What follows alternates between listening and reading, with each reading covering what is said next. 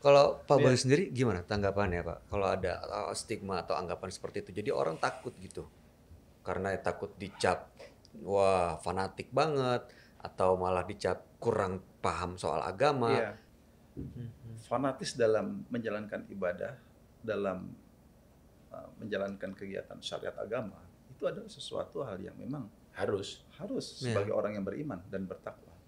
Baik. Akan tetapi kita harus menyadari di luar kita kan juga ada orang lain. Mereka punya konsep ketuhanan sendiri dan kita juga punya konsep amalia sendiri masing-masing. Tetapi bagaimana kita saling harga menghargai, hormat menghormati. Nah itulah prinsip tasamuh itu ya, bertoleransi. Yang bisa menyebabkan perpecahan itu karena memang fanatisme akhirnya memunculkan memonopoli kebenaran dan membenci pemimpin. Bagaimana saat kita nggak setuju dengan pemimpin, tapi tanpa harus membenci gitu? Gimana? Fir'aun. Jadi Fir'aun itu raja yang seperti itu, mengaku Tuhan. Ya. Allah mengutus untuk menasihati Fir'aun seorang nabi namanya Harun dan Musa. Tapi apa kata Allah kepada Harun dan Musa? Ketika mereka harus menasihati Fir'aun, Allah mengatakan kepada Harun dan Musa, "Faqula lahu qawlan layyina." Wahai Harun dan Musa, please nasihatilah Fir'aun dengan cara yang lembut. Pertanyaannya adalah, kalau kita ngomong kasar sama pemimpin, mohon maaf hari ini, sama Pak Jokowi umpamanya, dengan Kiai Ma'ruf, apakah Pak Jokowi itu lebih hina dibandingkan Fir'aun? Apakah Kiai Ma'ruf itu lebih hina dibandingkan Fir'aun? Sehingga kita kok ngomong kasar sama pemimpin. Kalau toh kemudian pengen menyampaikan aspirasi, boleh dong. Saya pernah beberapa kali mengkritik kebijakan presiden, tetapi dengan watawasobil haq, watawasobil sober. Dengan cara yang baik, dengan cara yang santun. Dan diterima.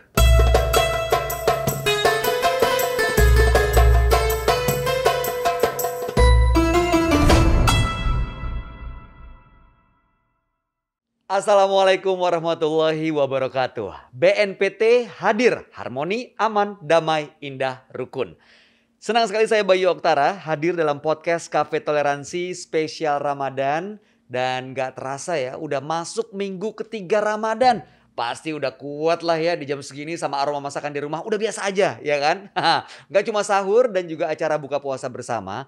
Tapi di bulan yang suci ini tentunya kita harus menjadikan sebagai sebuah momentum untuk memupuk cinta kepada agama dan juga tanah air. Dengan cara apa sih lebih tepatnya? Nah, di episode kali ini sangat spesial nih. Karena kita sudah lock jadwal beliau-beliau ini dari jauh-jauh hari supaya bisa menyapa Sobat Damai di bulan Ramadan ini. Dan tentunya kita akan tanya-tanya nih kegiatan apa saja yang beliau-beliau sudah lakukan di bulan yang penuh berkah ini untuk keluarga dan juga negara tercinta. Langsung saja kalau begitu kita sapa yang pertama Kepala BNPT Bapak Boy Rafli Amar. Assalamualaikum Pak Boy. Waalaikumsalam. Apa kabar Pak? Alhamdulillah sehat. Salam damai. Salam Mas. Pancasila. Masya Allah. Terima kasih Pak sudah hadir di kesempatan kali ini buat Sobat Damai. Dan juga tentunya tidak hanya kami berdua yang mewarnai podcast Cafe Toleransi spesial Ramadan ini. Tapi kami juga sudah kedatangan seorang pendakwah yang di bulan Ramadan ini kita yakin jadwalnya full sekali untuk mengisi ceramah di masjid ataupun pondok pesantren. Tapi alhamdulillah kita mendapatkan kesempatan untuk bertemu dan ngobrol dengan beliau. Langsung saja kita sapa Gus Miftah. Assalamualaikum Gus. Waalaikumsalam warahmatullahi wabarakatuh. Sehat ya Gus ya? Alhamdulillah masih puasa. Masya Allah, Beliau alhamdulillah. di samping pendakwah juga pembawa acara juga. Pembawa acara juga, betul. Persoalannya kalau saya datang sebagai host ya kasihan Bayu. Jangan dong, saya nanti kehilangan terancam. Hari ini jadi berganti peran dulu. Ganti peran dulu ya. Waduh, kalau begitu ini ada sedikit beban sebenarnya. Jadi kerja tapi sambil dapat ada mentor yang luar biasa. Tapi sebelum kita ngobrol lebih jauh, Sobat Damai, supaya pesan yang kami sampaikan bisa terdengar dengan jelas, izinkan kami untuk membuka masker dan melepasnya. Dan sebagai informasi, kami selalu menerapkan protokol kesehatan yang sangat ketat dan tentunya kita juga sudah melakukan vaksin, booster juga dan sudah melakukan swab antigen. Alhamdulillah hasilnya negatif. Jadi sekali lagi kami mohon izin untuk lepas masker terlebih dahulu. Izin, Pak Boy, Masih. Gus. Nah, kita langsung ngobrol-ngobrol dulu nih untuk Gus Miftah boleh diceritakan nggak? Ini kan tahun ini ya kita tahu berbeda dibandingkan 2 tahun sebelumnya. Ramadan suasananya berbeda. Walaupun pandemi mungkin udah belum selesai tapi udah di ujung-ujung. Apa aja nih kegiatan di Ramadan tahun ini Gus? Saya pikir ini menarik ya. Dari dulu awal COVID, pemerintah itu kan sempat membuat himbauan jangan dulu di masjid, jangan Jumatan di masjid, jangan tarawih di masjid. Ya. Saat himbauan itu ada, banyak di antara masyarakat yang teriak-teriak, ini pemerintah anti Islam nih. Masa sholat Jumat di masjid nggak boleh? Sholat dibatasi, jaga jarak dan sebagainya. Ini pemerintah jelas anti Islam. Nah, sekarang pemerintah sudah membolehkan untuk ke masjid, sudah membolehkan untuk tarawih. Tentunya dengan prokes yang lebih sederhana dan standar dibandingkan tahun-tahun sebelumnya. Nah, pertanyaannya, masjid juga masih sepi kok gitu. Artinya yang dulu teriak-teriak pemerintah anti-Islam ya itu cuma cari-cari salahnya pemerintah saja. Terus sekarang sudah dibolehkan, masjid juga masih sepi. Sepi juga sih. Apalagi sudah masuk ke minggu ketiga atau keempat. Udah keliling-keliling. Iya, udah persiapan mudik dan sebagainya. Betul, mudik juga udah dibolehkan. Artinya sebenarnya dulu itu ketika pemerintah ada himbauan untuk tidak ke masjid, ya sebenarnya mereka juga bukan aktivis masjid. Begitu dibolehkan toh nggak berangkat juga ya Gus ya. Gitu. Nyatanya sekarang dibolehkan juga masih sepi-sepi saja ini. Aduh, kalau maka harusnya kita maksimalkan. Dimaksimalkan. Kita maksimalkan momentum Ramadan ini sambil sama-sama berdoa kepada Allah. Mudah-mudahan selesai Lebaran ya benar-benar Indonesia pulih dari COVID. Amin, amin, amin. Harapan dan doa kita bersama. Nah, sekarang saya menuju ke Kepala Badan, Pak Boy. Bagaimana Pak kalau jadwal Ramadan tahun ini secara pribadi ataupun juga mungkin mewakili institusi, ada perbedaan dibanding tahun kemarin Pak? Ya, memang ada sedikit perbedaan, tetapi yang jelas kita harus tetap pertama menjaga kinerja. Ya. Dan karena ini bulan suci, ya tentu sedapat mungkin kita memaksimalkan ibadah kita. Karena kan momen bulan Ramadan ini bulan yang penuh berkah. Jadi tentu juga harus kita manfaatkan dalam konteks meningkatkan ibadah kita. Masya Allah. Yang ketiga, kita melihat ada perbedaan pasti. Karena tahun lalu kita kondisi COVID-nya masih cukup serius. Nggak ada jadwal bukber tuh ya Pak? Ya, artinya memang protokol kesehatan ketat dan juga sampai hari ini pun kita tetap jaga. Tetapi yang jelas hari ini kita semakin harus bersyukur karena virusnya sudah mulai agak terkendali dan bahkan mudah-mudahan juga yang tadinya pandemi menjadi endemi. Jadi kita harus mensyukuri sebagai bangsa Indonesia. Momen Ramadan 1443 Hijriah ini adalah momen kita juga untuk bersyukur kepada Allah Subhanahu wa taala bahwa kita diberikan kenikmatan, kemudahan dan juga suasana, apalagi pemerintah sudah memberikan kesempatan untuk mudik. Betul. Ini kan kegembiraan yang bisa menambah imunitas kita.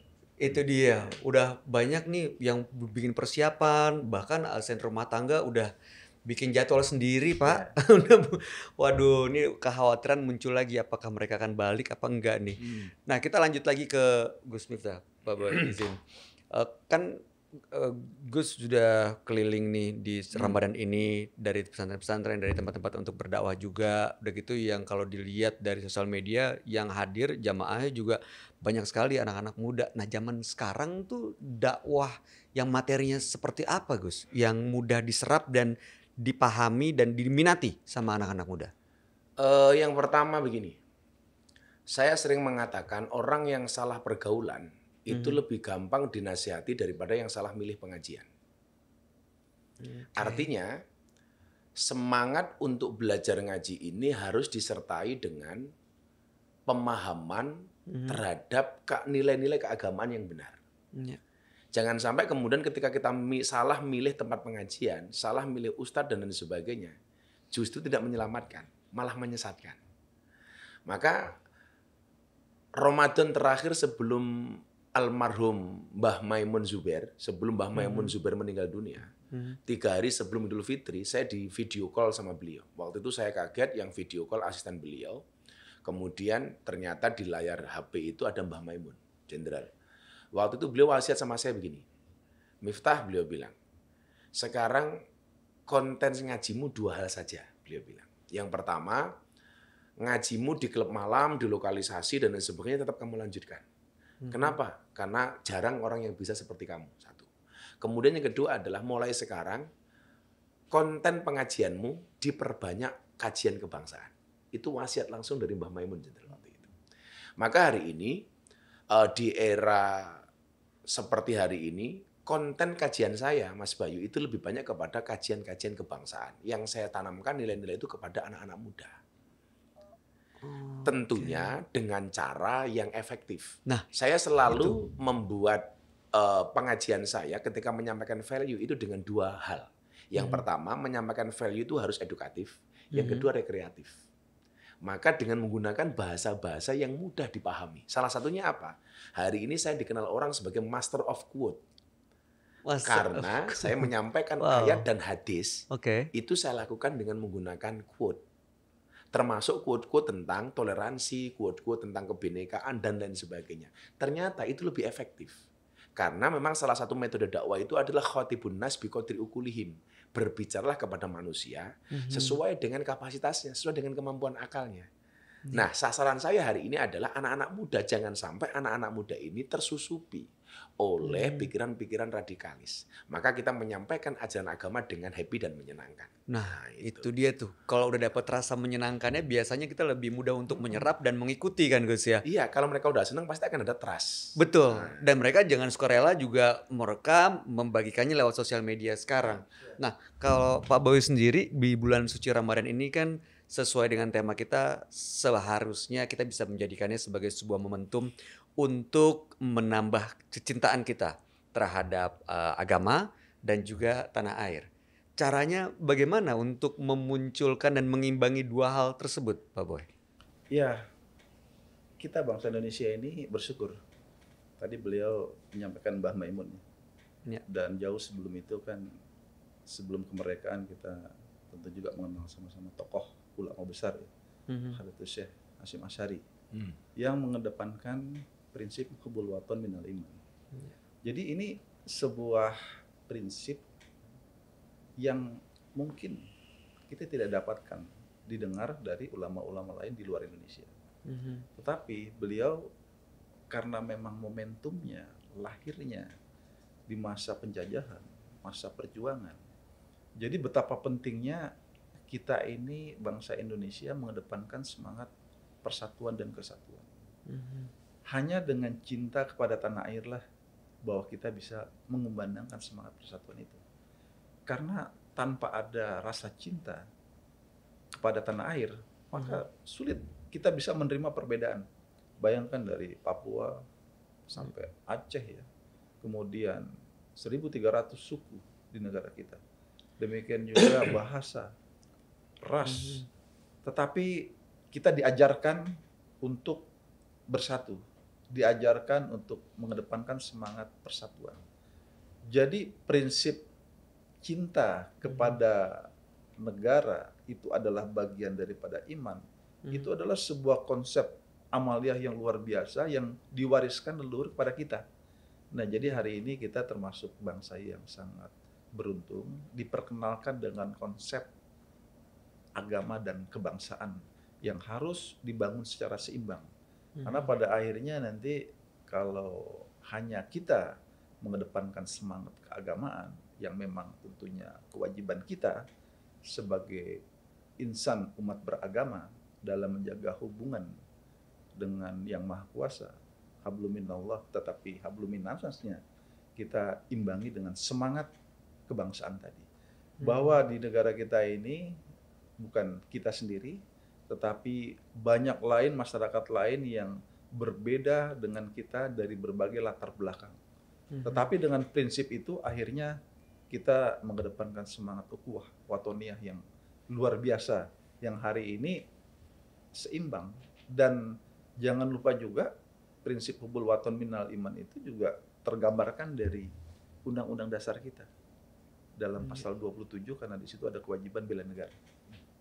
Jadi itulah keberuntungan kita sebagai bangsa Indonesia, diwariskan oleh para ulama yang menseimbangkan antara semangat untuk meningkatkan keimanan ketakwaan sesuai dengan agama masing-masing, tetapi juga di satu sisi semangat untuk mencintai sesama anak bangsa, satu sama lain walaupun berbeda dari berbagai aspek. Siap, ini satu hal yang luar biasa ya Sobat Damai. Kita mendapatkan berkah, mendapatkan gift gitu ya sebagai bangsa yang begitu banyak perbedaan, tapi perbedaan ini justru yang bisa menyatukan karena ada rasa cinta tanah air. Karena ya dalam agama juga diajarkan seperti ini disampaikan, hubbul watan minal iman, begitu ya Pak ya. Cinta tanah air adalah sebagian dari iman dan ini merupakan warisan yang harus kita jaga dan satu keberkahan yang harus kita lanjutkan gitu. Nah, bicara soal harus mengimbangi antara keagamaan dan juga dunia sosial gitu, kehidupan sosial.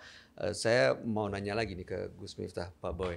Kan bisa dikatakan kita ini kadang-kadang anak muda tuh suka kesulitan untuk bisa memahami mengenai dua hal ini dalam konteks begini, Gus. Misalnya kalau kita mengaku sebagai orang yang religius, tuh ya ada stigma, ada anggapan, fanatik banget deh lo. Gitu akhirnya enggak, takut mengungkapkan diri, menunjukkan diri. Keislaman kita tuh kita jadi sembunyi-sembunyi gitu karena takut dicap fanatik dan seolah-olah udah hubungannya wah teroris nih kalau fanatik gitu. Tapi kalau misalnya kita fokus di kehidupan sosialnya aja ya dicap juga, Gus. Lu gimana sih, agama lu tuh kurang, makanya lu jangan dunia terus. Ingat besok mati, bro. Gitu. Nah, jadi agak susah untuk menjaga keseimbangan ya. Gimana tanggapannya? Bilang matinya jangan nunjuk kameramen. Oh ya sorry. sorry. Bukan. Gak maksudnya teman saya gitu. Ngomongnya gitu, Gus. Gimana tuh tanggapannya untuk seimbang? Jadi begini. Kita diperintahkan dalam Al-Qur'an dalam surat Al-Baqarah itu wa kadzalika ja'alnakum ummatan wasaton, untuk menjadi umat yang tengah-tengah. Artinya apa? Umat yang moderat. Lah saya hari ini mencatat Jenderal, itu ada 3 tantangan moderasi di Indonesia. Yang pertama adalah berkembangnya pemahaman dan pengamalan keagamaan yang berlebihan sehingga melampaui batas dan bahkan ekstrim sehingga malah bertolak belakang dengan esensi ajaran agama. Esensi ajaran agama itu apa sih Mas Bayu? Esensi ajaran agama adalah memanusiakan manusia. Maka pemahaman keagamaan disebut berlebihan dan ekstrem jika justru mengingkari nilai kemanusiaan dengan mengatasnamakan agama. Contoh beginilah, kita masih ingatkan dulu ada beberapa ormas yang ketika masuk bulan Ramadan mereka tersinggung dengan restoran dan rumah makan yang buka di siang hari. Sehingga kemudian mereka melakukan apa? Sweeping dan berusaha menutup restoran mengatasnamakan Tuhan. Mengatasnamakan Tuhan. Karena mereka merasa puasanya tidak dihormati. Kalau saya berpikirnya dengan logika terbalik, bagi saya orang puasa itu tidak untuk minta dihormati, tetapi justru orang berpuasa itu adalah akan melahirkan pribadi yang terhormat. Kenapa saya katakan saya puasa tidak minta untuk dihormati? Karena Allah mengatakan as-saumuli, puasa itu untukku kata Allah. Wa ana ajzibih, dan aku yang akan membalasnya. Artinya apa? Saya puasa tidak minta dihormati oleh manusia, tetapi langsung karena Allah. Maka kamu puasa tidak untuk minta dihormati, tetapi akan melahirkan pribadi yang terhormat. Maka bagi saya bulan Ramadan yang harus ditutup itu bukan restorannya, tapi mulutnya. Maka kenapa orang puasa mulutnya bau?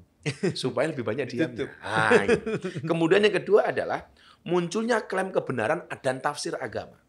Ada sebagian orang yang merasa paham tafsir keagamaan sajalah yang paling benar. Lalu memaksa orang lain yang berbeda untuk mengikuti pemahamannya. Bahkan bila perlu dengan menggunakan cara dan paksaan kekerasan. Ini yang disebut melampaui batas dan berlebihan dalam beragama. Jadi, klaim kebenaran sepihak lalu memaksakan kehendak. Contoh begini, Jenderal masih ingat kasus di Semeru, seseorang yang membuang sesaji dengan mengatasnamakan Allah. Ini yang menyebabkan murkanya Allah. Pertanyaan saya adalah, sejak kapan kamu jadi wakilnya Allah? Itu yang kedua. Dan paham seperti ini sekarang di Indonesia banyak banget. Mengklaim apa yang dia tafsirkan merasa yang paling benar. Dan paling bahaya lagi adalah dia bertindak seolah-olah mengatasnamakan Allah. Ini kan ngeri sekali gitu. Lah makanya kemudian kita memberikan pemahaman kepada anak-anak muda seperti itu. Contoh begini yang paling gampang. Tadi Jenderal berbicara soal hubul waton. Al-waton menurut Mbah Hasyim Asy'ari itu artinya bukan negara, tetapi tanah air. Dan negara di dunia yang mempunyai konsep tanah dan air itu hanya Indonesia. Makanya jangan kaget kemudian, jangan Anda mempunyai persepsi yang salah ketika Presiden Jokowi memulai pembukaan ibu kota negara baru di Kalimantan. Kenapa beliau minta para gubernur untuk membawa tanah dan air dari masing-masing daerah yang ada di Indonesia. Ini hebatnya Pak Jokowi menurut saya. Kenapa? Karena beliau memahami kearifan lokal, memahami budaya masing-masing daerah. Sehingga apa? Ketika mereka dilibatkan, Inilah penghargaan Pak Jokowi kepada kearifan lokal. Semangat yang dibawa apa? Persatuan. Maka kalau Anda mengatakan Pak Jokowi klenek sirik dukun dengan memindahkan ibu kota di Kalimantan, meminta kepada gubernur untuk membawa tanah dan air, itu dianggap sirik, Anda salah. Semangat yang dibawa itu persatuan. Bagaimana kemudian Kanjeng Sunan Kalijogo ketika membuat Masjid Demak Jenderal, itu kan proyeknya Kanjeng Sunan Kalijogo. Tetapi Wali Songo melibatkan semua wali. Sunan Gunung Jati, Sunan Maulana Malik Ibrahim, Sunan Ampel. Dan hebatnya Kalijogo apa waktu itu? Meminta kepada para wali untuk membawa sumbangan untuk membangun Masjid Demak. Makanya ada yang membawa tiang, ada yang membawa kayu, membawa ini, membawa itu. Semangat yang dibawa adalah persatuan. Itu pula kemudian dipraktekkan oleh Pak Jokowi ketika membuat ibu kota negara baru. Kan keren banget kan itu. Betul. Kita nggak pernah berpikir seperti itu. Atau mungkin jenderal kita lebih jauh mengambil contoh ya. Ketika Masjidil Haram dilanda kebanjiran, maka Hajar Aswad lepas dari Ka'bah. Seluruh kabilah di Arab itu berebut untuk memasangkan Hajar Aswad di Ka'bah. Ya. Akhirnya kemudian karena nggak ada yang mau mengalah, semuanya pengen memasang, dibuat sayembara. Apa sayembaranya? Siapapun yang masuk ke Masjidil Haram pertama kali, dia berhak untuk memasang Hajar Aswad di tempatnya. Yang terjadi apa? Nabi Muhammad muda masuk ke masjid pertama kali. Ternyata Nabi Muhammad tidak egois, bro. Apa yang dia lakukan? Beliau ngambil kain panjang dan lebar, kemudian Hajar Aswad ditaruh di tengahnya, dan yang dia lakukan apa? Meminta semua kepala kabilah untuk memegang sudut kain itu, membawa Hajar Aswad mendekati Ka'bah. Begitu sudah dekat Ka'bah, baru Nabi Muhammad yang memindahkan Hajar Aswad ke tempatnya. Semangat yang dibawa apa? Persatuan. Apakah kemudian ketika Pak Jokowi melakukan itu, mohon maaf, dengan menggunakan tanah dan air dari semua masing-masing daerah, semangat yang diambil adalah peristiwa Hajar Aswad itu. Maka jangan gampang kita mengatakan ini bid'ah, ini syirik, ini dukun dan sebagainya. Karena jenderal, saya melihat awal dari kasus-kasus intoleransi, kemudian masuk ke arah radikalisme dan sebagainya. Salah satunya adalah dengan menanamkan kebencian kepada para pemimpin. Oh, dari situ akarnya. Awalnya ya, dari Gus? situ. Oke. Nah, kalau Pak Bayu sendiri gimana tanggapannya, Pak? Kalau ada stigma atau anggapan seperti itu. Jadi orang takut gitu. Karena takut dicap wah fanatik banget atau malah dicap kurang paham soal agama. Iya. Akhirnya ya untuk menemukan keseimbangan yang moderat seperti Gus Miftah katakan tadi jadi bingung gitu. Gimana tanggapannya? Pak Iya. Bayu? Prinsipnya kalau menurut saya fanatisme itu bukan tidak bagus, bagus ya. Ya. Tetapi yang terpenting kita tidak boleh memonopoli kebenaran. Memonopoli Ini yang kebenaran. Kebenaran sepihak jenderal. Ya. Jadi dianggap orang lain itu adalah salah. Fanatis dalam menjalankan ibadah, dalam menjalankan kegiatan syariat agama, itu adalah sesuatu hal yang memang Harus. Ya. sebagai orang yang beriman dan bertakwa. Akan tetapi kita harus menyadari di luar kita kan juga ada orang lain yang tentunya katakanlah apalagi agamanya berbeda. Tentunya juga kita harus hormati. Mereka punya konsep ketuhanan sendiri dan kita juga punya konsep amalia sendiri masing-masing. Tetapi bagaimana kita saling menghargai, hormat menghormati. Nah itulah prinsip tasamuh itu ya, bertoleransi. Karena dengan semangat tidak memonopoli kebenaran, akhirnya kita menghormati apa yang diyakini oleh orang lain. Dan itu merupakan haknya dan merupakan hak individu dari setiap anak bangsa yang lahir di muka bumi ini, yang tentunya berlandaskan kepada keyakinan apa yang dia ketahui. Jadi hormat menghormati itulah dari sisi nilai kemanusiaan yang harus kita jaga. Bangsa Indonesia adalah bangsa yang sangat beragam sekali. Ya. Adat dan budaya. Ya, jadi proses masuknya agama Islam sendiri tentu yang dikawal atau diteruskan oleh para wali itu kan juga berbaur dengan adat budaya Nusantara ya, yang tentunya kita harus lihat sebagai sebuah kekayaan dari bangsa Indonesia yang memang bisa jadi tidak ada di negara lain. Tapi inilah keindonesiaan kita. Keindonesiaan kita, milik kita yang harus kita hargai, kita hormati dan kita harus syukuri. Karena dengan perbedaan ini Indonesia masih tetap bersatu. Itu adalah sebuah karunia dari Allah Subhanahu wa taala yang luar biasa kepada bangsa ini. Nah, oleh karena itu bagaimana kepada seluruh anak bangsa hari ini kita mensyukuri nikmat itu. Jadi tentunya la in syakartum la azidannakum wa la in kafartum inna azabi lasyadid. Bagaimana kita mensyukuri apa yang Allah berikan kepada kita sehingga Allah akan menambah terus nikmat ke depan.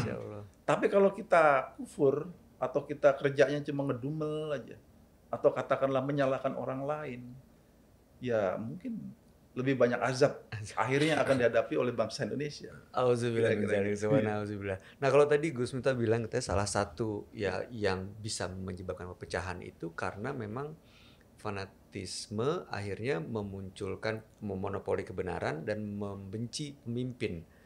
Nah, tapi kan kita kan nggak bisa selamanya selalu setuju begitu. Bagaimana saat kita nggak setuju dengan pemimpin tapi tanpa harus membenci gitu? Gimana caranya? Mungkin bisa saya kasih contoh ya. Dulu ada presiden hebat, khalifah hebat namanya Harun ar-Rasyid. Harun ar-Rasyid ya sehebat-hebatnya dia adalah salah. Sehingga kemudian ada beberapa ulama yang agak keras dan bahkan mungkin keras banget itu mendatangi khalifah Harun ar-Rasyid. Dia mengatakan kepada Harun ar-Rasyid, "Inni nasihun lak, wahai presiden, saya ingin menasihati Anda. Famusadidun alaika, tapi mohon maaf, nasihat saya agak keras. Fala tajidanna fi nafsika alayya sayan. Tolong Anda jangan marah sama saya." Jawaban Harun ar-Rasyid apa waktu itu?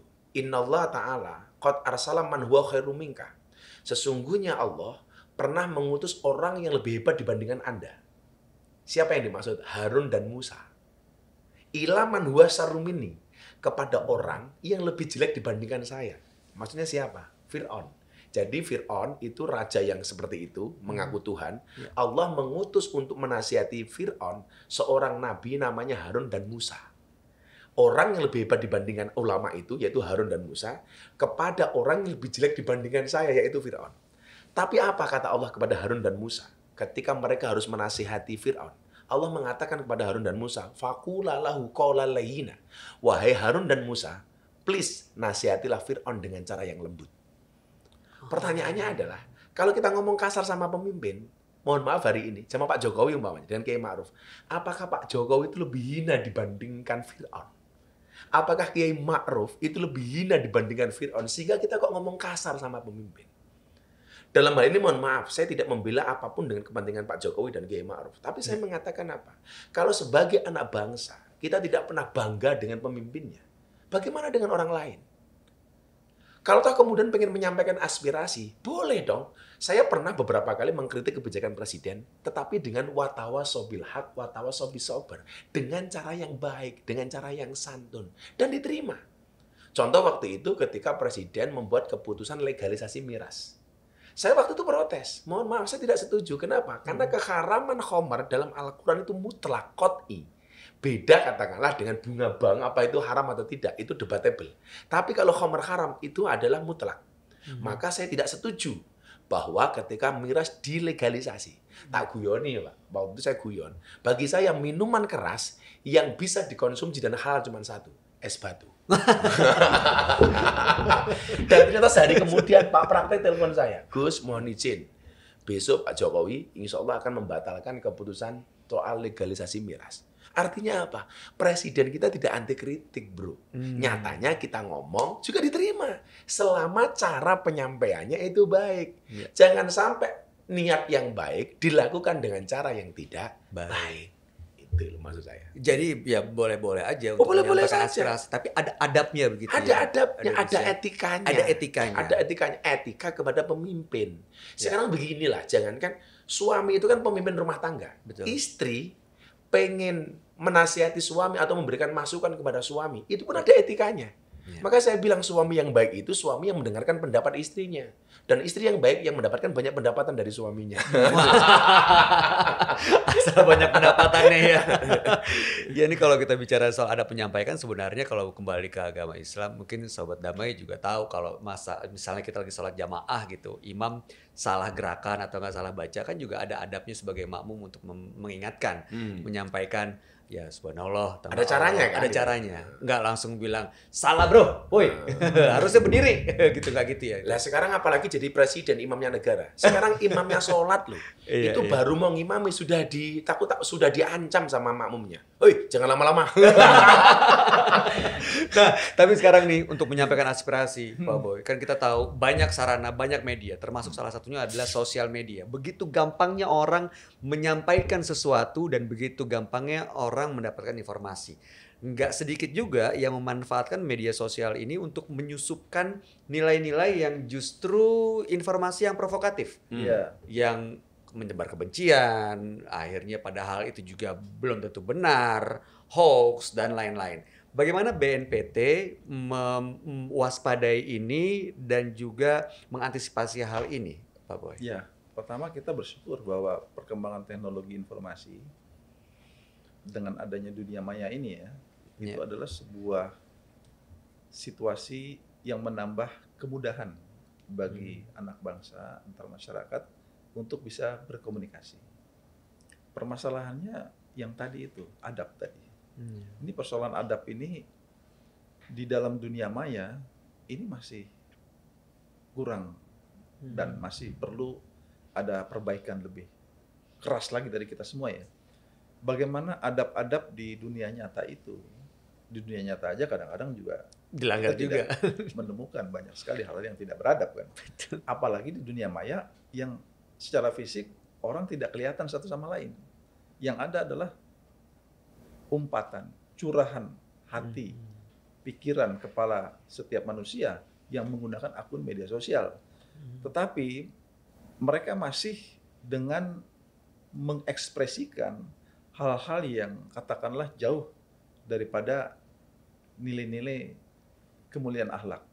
Karena kan beragama ini kita tujuannya adalah memuliakan akhlak kita ya, akhlakul karimah.